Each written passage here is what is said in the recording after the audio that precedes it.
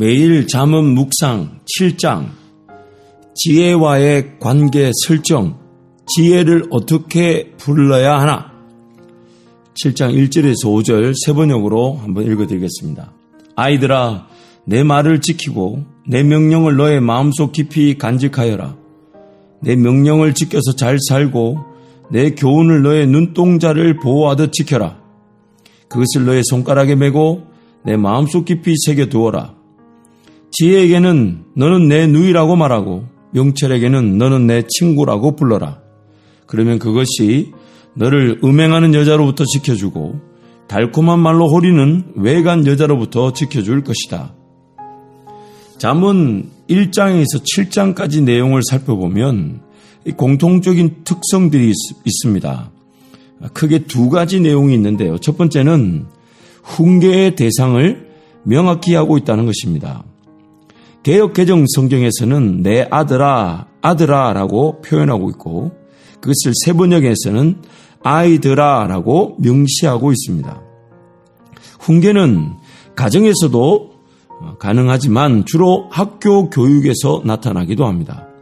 교사가 학생들에게 또는 부모가 자녀들에게 말하면서 삶의 어떤 특정한 분야에 대해서 또는 지혜의 일반적인 개념에 대해서 가르치는 것입니다.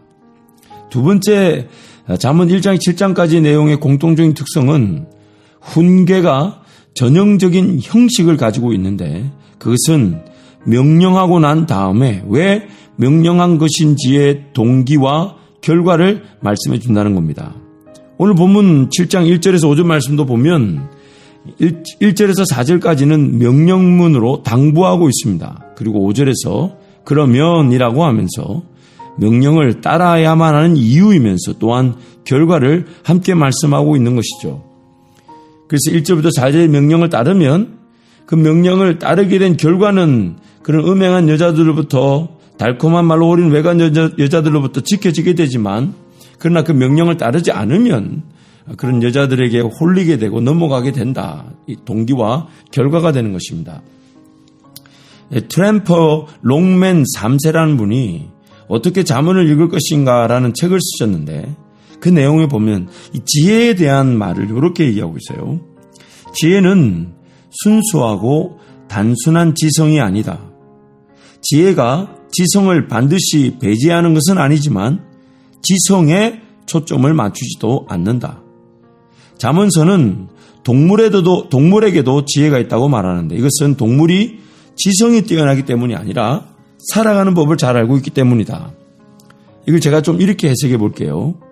지혜는 지성을 이용하기도 하고 또한 지성을 통해 나타나기도 하지만 반드시 지식과 지성을 통해서만이 드러나는 건 아니라는 겁니다.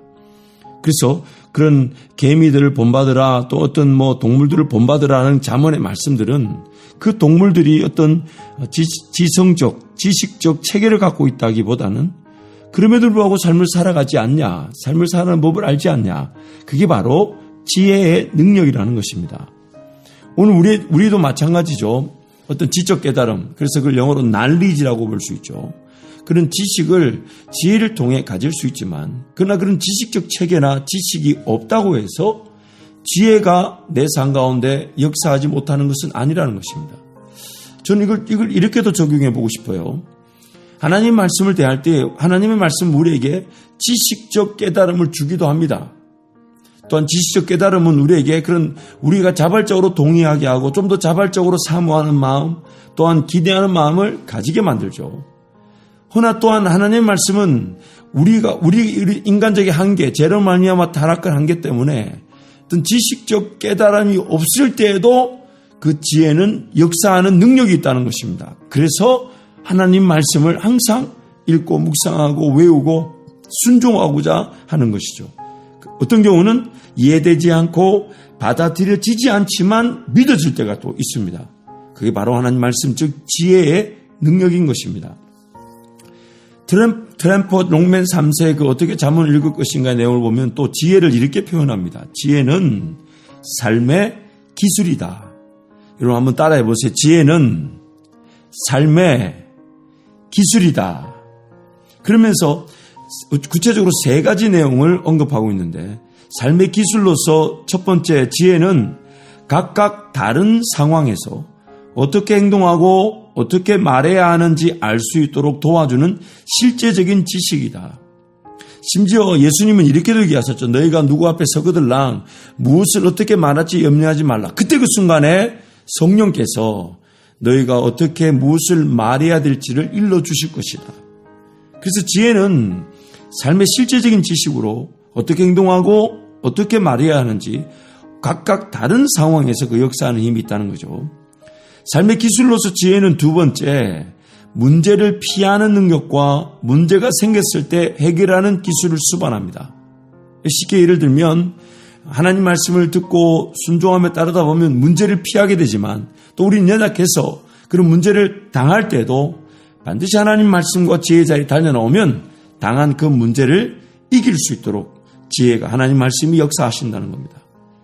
세 번째, 삶의 기술로서 지혜는 다른 사람들이 우리에게 하는 말에 올바르게 반응할 수 있도록 그들의 말과 그를 해석하는 능력도 포함된다.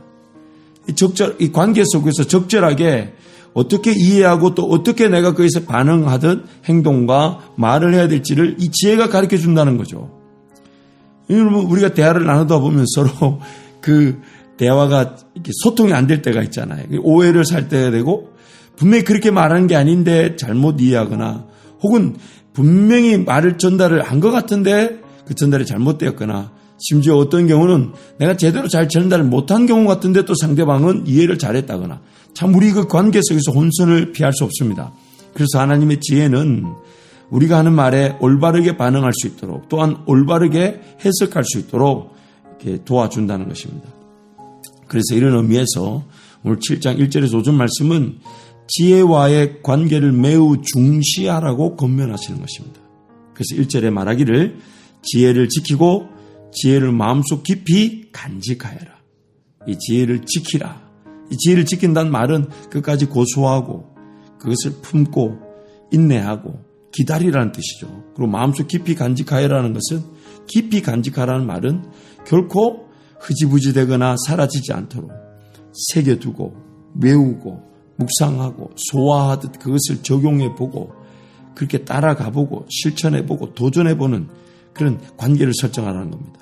또한 2절에서 지혜의 명령을 잘 지켜서 잘 살고 지혜의 교훈을 자신의 눈동자를 보호하듯 지켜라. 참 이 부분 중요하죠. 지혜를 자신의 눈동자를 보호하듯이 지키라는 겁니다. 우리 눈동자 얼마나 소중합니까? 그래서 항상 우리도 모르는 사이에 이 눈이 다칠까봐 물론 눈꺼풀이 어느 정도는 막아주지만 그는 항상 눈이 다칠까봐 눈이 안 좋아질까봐 어떤 사고를 당할까봐 얼마나 우리가 그 예민해져 있습니까? 순간적으로 이렇게 반사신경이 있기도 하고요. 그렇게 눈을 보호하듯 지혜를 보호하라는 거예요. 소중하게 여기고 따르라는 거예요. 또 세 번째, 지혜를 자신의 손가락에 메고 또한 마음속에 깊이 새겨두어라. 그래서 율법의 말씀에 대해서도 그렇게 얘기하죠. 내 이마에 표를 삼고 내 손목에 기호를 삼으라. 그래서 실질적으로 유대인들은 그 손목에다가 말씀을 이렇게 매달아 두기도 하고 또 이마에 붙여 놓기도 하죠. 또한 네 번째 4절 보니까 지혜는 나의 누이라고 말하고 명철은 나의 친구라고 부르면서 관계를 세우고 유지해 나가라는 겁니다. 항상 가깝게 두라는 겁니다. 가족처럼 얘기라는 것입니다. 친구와 대화하듯 지혜를 대하라는 것입니다. 그러면 누이처럼 지혜가 음행하는 여자로부터 나를 지키고 보호해 줄 것이고 친구처럼 명철이 달콤한 말로 호리는 외간 여자들의 그 달콤한 말을 분별하여 거절할 수 있도록 도와준다는 것입니다.